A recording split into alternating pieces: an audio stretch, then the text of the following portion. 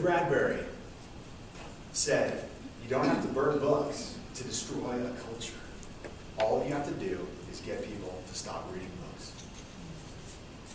And studies from the Jenkins Group found that 1 out of 3 high school graduates will never buy or read a book for the rest of their lives. Now, I personally love reading. Reading is one of my favorite habits in my life. And my whole premise today is that developing the habit of consistent reading is one of the most important habits that you and I can have for the rest of our lives and for our future. And that any time that we invest our attention in a good book and read with a receptive mind, it's one of the most important investments of our time that we can make. Today, my game plan is to share with you a few disturbing statistics about the lack of reading in our world. And I'll share with you a little bit about my story of how I've become a passionate reader.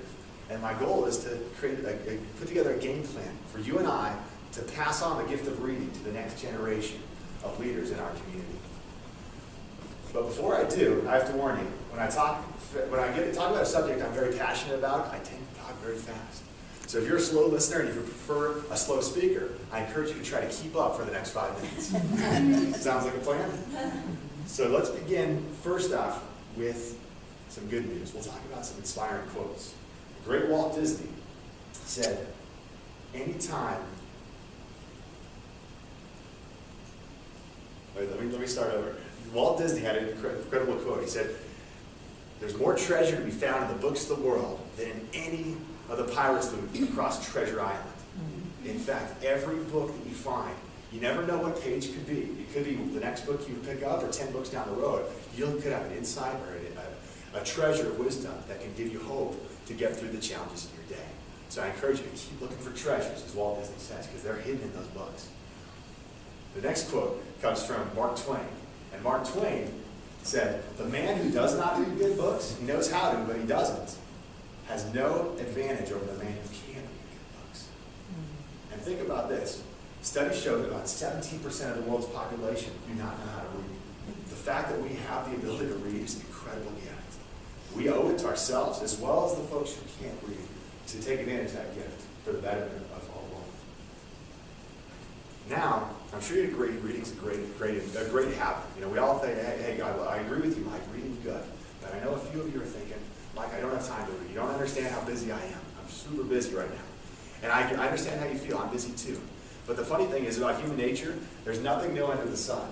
Thousands of years ago, people have the same insight that they didn't have enough time to read. And Confucius, he actually said, no matter how busy you may think you are, you must find time to read. Or surrender yourself to self-chosen ignorance. As you know, every moment's a choice. We have a choice to do the easy thing or the hard thing. And reading sometimes, especially from challenging books, can be hard. So I challenge you to make the time to read. It's worth it, even though sometimes I agree it is hard. Now let's get back to reality. As you know, reading is a good thing, but the reality is most people do not read. You know, obviously there's a good percentage of people who do read, but studies from the Jenkins Group says, like I said, 1 out of 3 high school graduates will never read another book for the rest of their lives. And the other statistic, which I hope it's not true, but they say 43% of college graduates never read another book for the rest of their lives. And they say as well, 80% of U.S. families did not buy or read one book in 2002.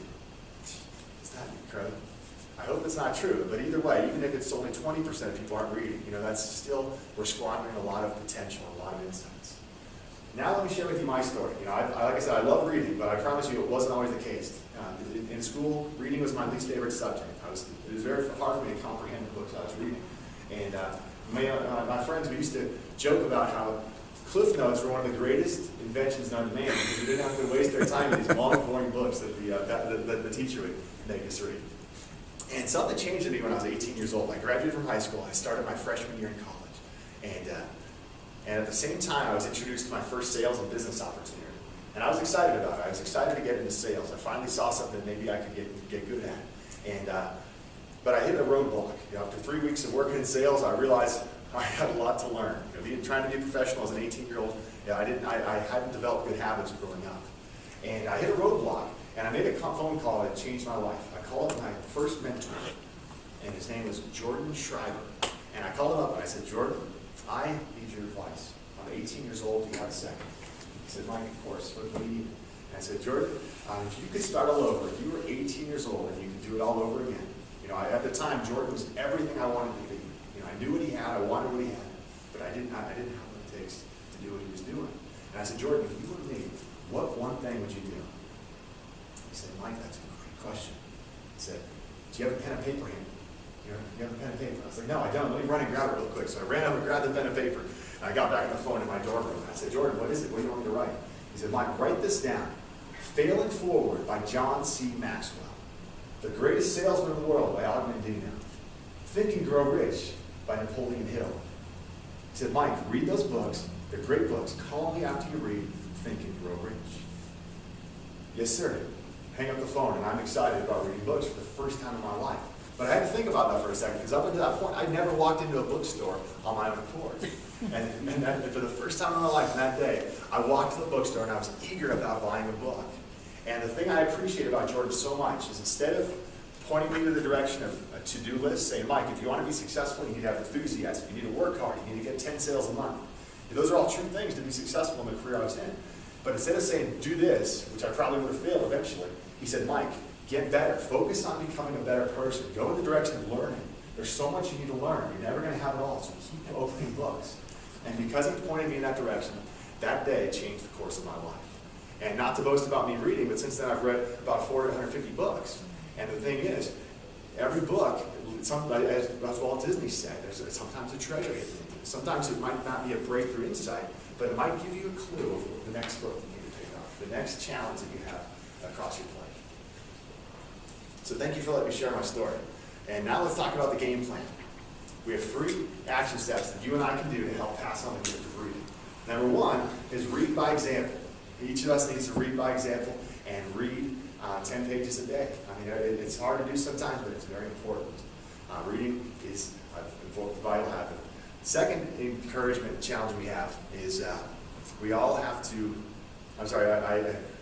we don't have to do this, but it's important that we all do, is encourage young readers. Young readers, their brains are still forming mental circuitry, and it's so hard for them to read. So just challenge them. Say, hey, I know you're doing great, but keep getting better. You have a lot of ways to go. And finally, the last challenge is act on what you read. This is my favorite quote from Henry David Thoreau. Act on what you read. He says, a truly good book teaches me better than to read. I must soon lay it down and commence living on its hints. What I began by reading, I must finish by acting. So let's read and act on what we read. Now, Toastmasters.